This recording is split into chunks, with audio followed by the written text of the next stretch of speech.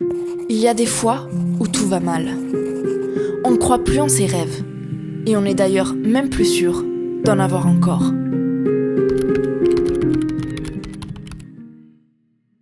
Au début, comme dans une relation amoureuse, c'est la lune de miel. La découverte, l'exploration, l'apprentissage, l'espoir, l'adrénaline. C'est à ce moment-là où on y croit le plus. Alors on se lance à corps perdu. L'énergie est là, la motivation aussi. Rien ne peut nous arrêter, pas même les premières difficultés. Puis vient le retour à la réalité. La douche froide, la perte d'énergie, la perte de motivation, le désespoir. C'est à ce moment-là qu'il est le plus difficile de se battre. Mais c'est peut-être aussi là que le parcours commence vraiment. En fait, j'ai démarré avec une idée. Une idée qui a de suite été une évidence pour moi. Alors j'étais prête à tout pour la réaliser. J'ai changé de vie, j'ai quitté mon mec, mes amis, ma maison. Et je suis retournée vivre chez mon père. Et c'est là que je me suis consacrée à 100% à mes projets.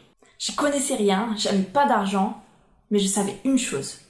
C'est que je pouvais apprendre si je le voulais. En réalité, il y a eu 2 idées. Je me suis donc lancée dans 2 projets entrepreneuriaux en même temps. D'une part, la création de bijoux et d'orgonites. D'autre part, un site d'entraide qui avait pour vocation de créer une nouvelle économie solidaire, réduire les inégalités et remettre le sens du mot entraide au cœur de notre société. Rien que ça. Je me suis donc retrouvée seule. Personne ne prenait au sérieux mes projets.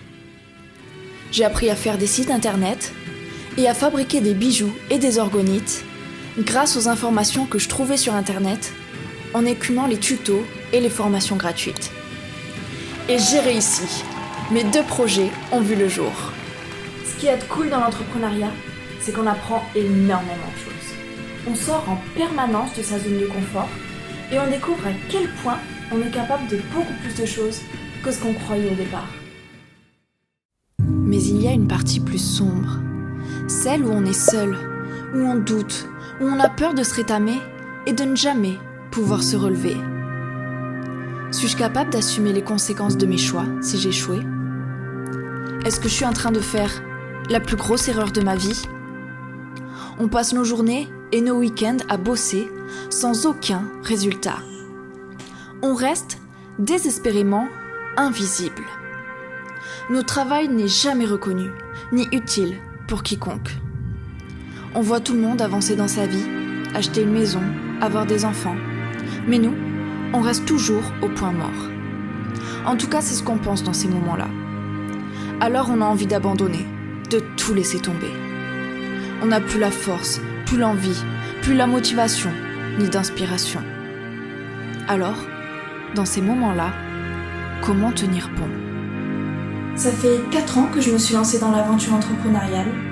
Ma boutique de bijoux et d'orgonites a été un échec, chose qui ne m'a pas aidée à garder le moral. Ça fait 3 ans maintenant que je suis au RSA et je vis toujours chez mon père à 28 ans. Parfois j'en ai marre. Je me dis que tous ces efforts ne servent à rien, que je ferais peut-être mieux de tout arrêter. Que je suis en train de faire n'importe quoi, que tout ça vaut pas le coup. Mais d'expérience, je sais que ces moments-là ne durent pas. C'est des périodes difficiles à vivre, plus ou moins longues. Pourtant, elles aussi ont un cadeau à offrir. C'est quand on est au plus bas que l'on va vraiment pouvoir puiser dans ses ressources, aller là où on n'était jamais allé, car pris au piège. Découvrir des potentiels et des envies dont on n'aurait jamais soupçonné l'existence. C'est là où l'on se découvre, où l'on trouve petit à petit sa voix, la note unique que l'on est venu jouer dans le monde. Je ne pourrais pas dire comment tenir, car je ne sais pas si je vais tenir jusqu'au bout. Tout ce que je sais, c'est que le meilleur moyen de ne pas abandonner rapidement, c'est d'être passionné par ce que l'on fait. Que nos actions aient un sens largement supérieur à celui de simplement gagner de l'argent. Car on peut passer des années sans en gagner. Alors ceux qui se lancent pour cette raison abandonneront les premiers. C'est un parcours où l'on fait face à toutes ces peurs, une par une, pour les dépasser et s'en libérer. Que le projet soit une réussite ou un échec, on y gagne dans tous les cas. On grandit, on apprend énormément sur ses forces et ses faiblesses, on se dépasse, on prend confiance en soi et on développe beaucoup de compétences qui ne seront jamais perdues. Alors, malgré toutes les difficultés, le jeu en vaut la chandelle. Chassez les doutes et les peurs qui vous retiennent et lancez-vous à corps perdu dans l'aventure.